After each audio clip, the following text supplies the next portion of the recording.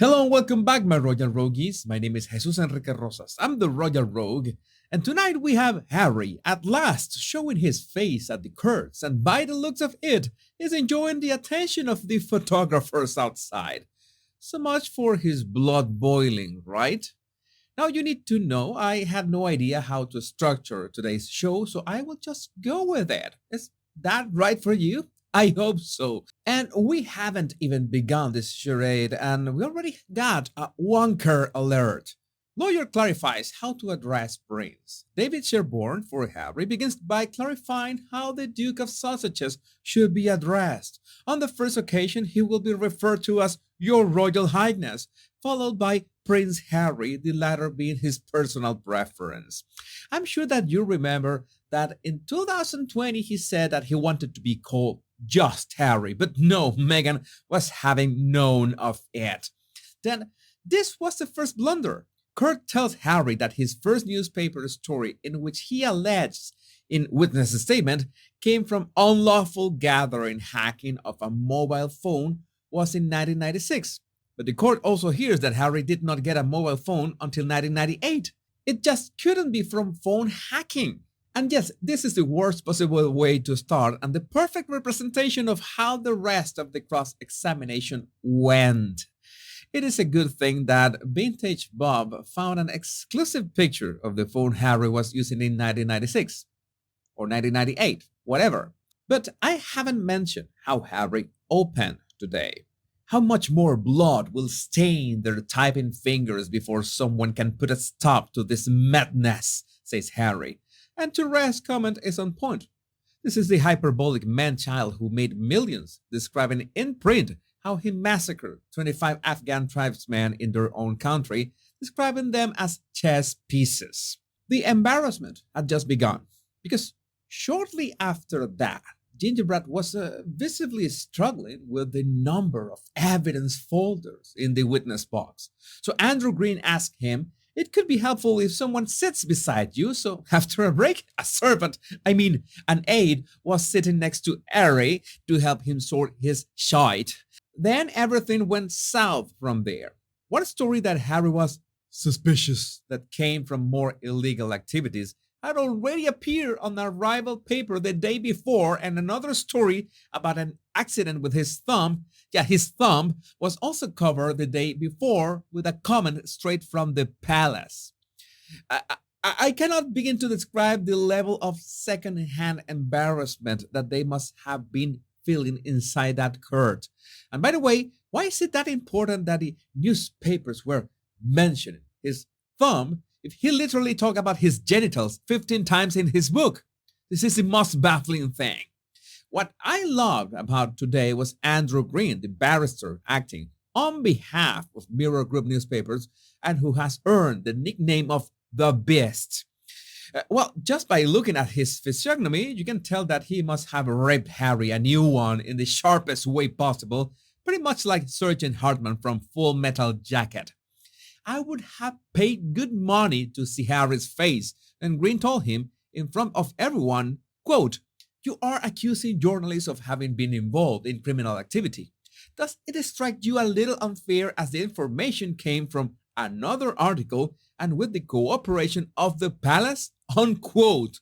As in, are you trolling or just stupid? Now, he is asked about further details from these stories that, according to him, were obtained illegally. And he has the gall to reply, and I quote, I don't believe as a witness it's my job to construct the article or instruct which parts were unlawfully obtained or wherein the journalist should be doing that, unquote. I have a legitimate question. Has anybody in Harry's legal team took the time to explain to him how these trials work? That this opportunity as a witness to give the details about which parts of these articles were harming or dangerous or whatever, and he says that that is not his job? Nobody's saying that this is your job, Tom Bass. It's your opportunity to explain yourself. You are suing these people for a reason, right?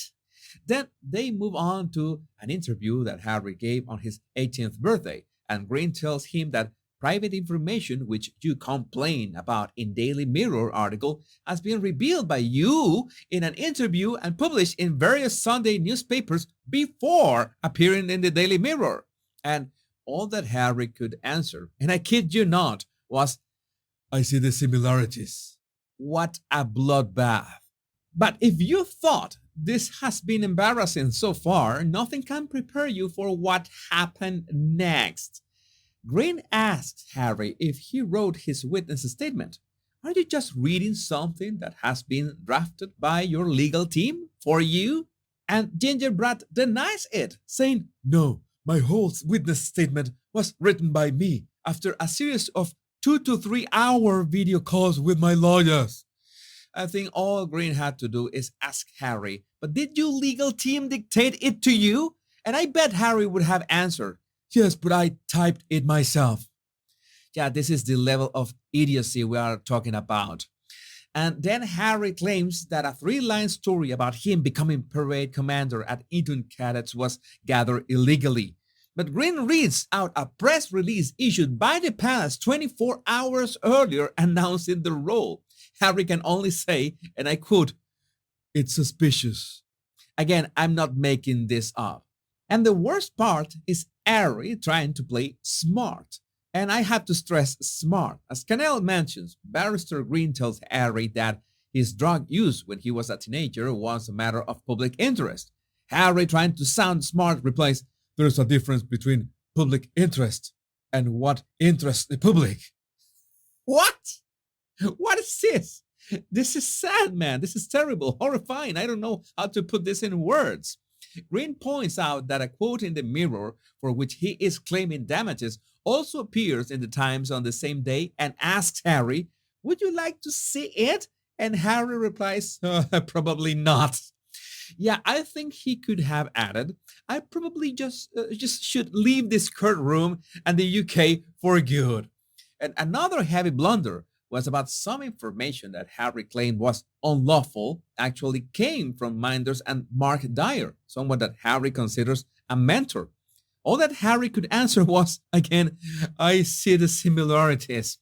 In fact, setting the record straight, asked whether Mark Dyer had revealed the TV line to the press, Harry responded, I don't accept that Mr. Dyer would be freely speaking to the press. But then Green showed everyone that Dyer was talking to the press. As Unlikely Bot says, this is significant. Harry thought that no friend would talk to the press. The Beast showed that they did.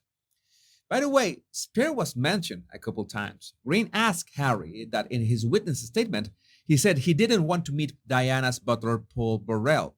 But in his memoir, he wanted to meet him. The question was obvious. Which of these two accounts is correct? And all that Harry could say was, I don't remember. By the end of today's session, the judge told Harry that he cannot discuss the evidence with anyone overnight, to which Harry replied, Not even my children, my lord.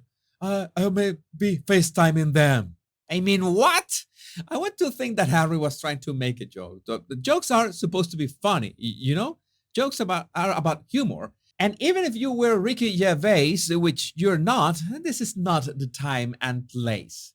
Even if this is going to be a few more days, I understand that Harry is going to be ripped apart only until tomorrow at noon. So we will be there to find out if his mental health can stand this barrage. My 126,000 Royal Rogues, plus the 500,000 who haven't subscribed yet, I love you all. If you want to support my channel, all you need to do is to hit the like and subscribe button so you don't miss any of my episodes. Two most important words, much love and bliss.